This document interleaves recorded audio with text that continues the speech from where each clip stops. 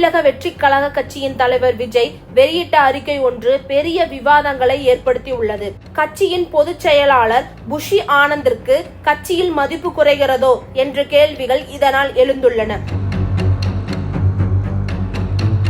தமிழக வெற்றி கழக கட்சியின் செயல்பாடுகளை ஒருங்கிணைக்க கட்சியின் பணிகளை சரி செய்ய புதிய குழு நியமிக்கப்பட்டுள்ளது. இது தொடர்பாக வெளியான அறிக்கைதான் பெரிய விவாதங்களை ஏற்படுத்தியுள்ளது.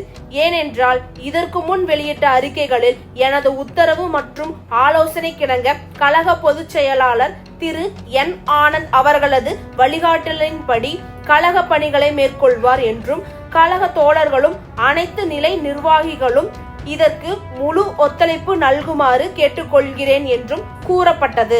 ஆனால் தற்போது வெளியிட்ட அறிக்கையில் எனது வழிகாட்டுதலின்படி இயங்கும் இந்த புதிய நிர்வாக குழுவிற்கு கழகத்தின் பொறுப்பாளர்கள் மற்றும் தோழர்கள் அனைவரும் முழு ஒத்துழைப்பு வழங்குமாறு விஜய் நேரடியாக கேட்டுக்கொண்டுள்ளார். நேரடியாக விஜயின் உத்தரவின் பெயரில் முடிவுகள் எடுக்கப்படுவதாக அறிக்கை தெரிவித்துள்ளது. முதல் முறையாக விஜய் சார்பில் இப்படியொரு அறிக்கை தாவேகாவில் வெளியாகி உள்ளது. இதனால் கட்சியின் பொதுச் செயலாளர் புஷி ஆனந்திற்கு கட்சியின் மதிப்பு குறைகிறதோ என்ற கேள்விகள் இதனால் எழுந்துள்ளன.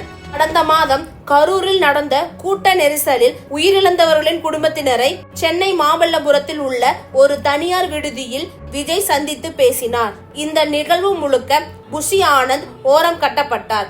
அவருக்கு எங்குமே இடம் கொடுக்கப்படவில்லை. புஷி ஆனந்த் மொத்தமாக ஒதுக்கி வைக்கப்பட்டு இருந்தார்.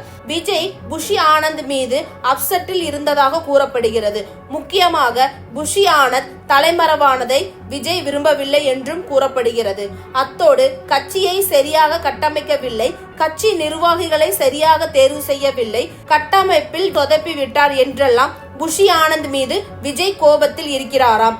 இதன் காரணமாக புஷி ஆனந்த் உடன் விஜய் சரியாக பேசவில்லை என்று கூறப்படுகிறது. இப்போதும் அறிக்கையும் விஜய் உத்தரவின் பெயரில் வந்திருப்பது விவாதங்களை ஏற்படுத்தியுள்ளது.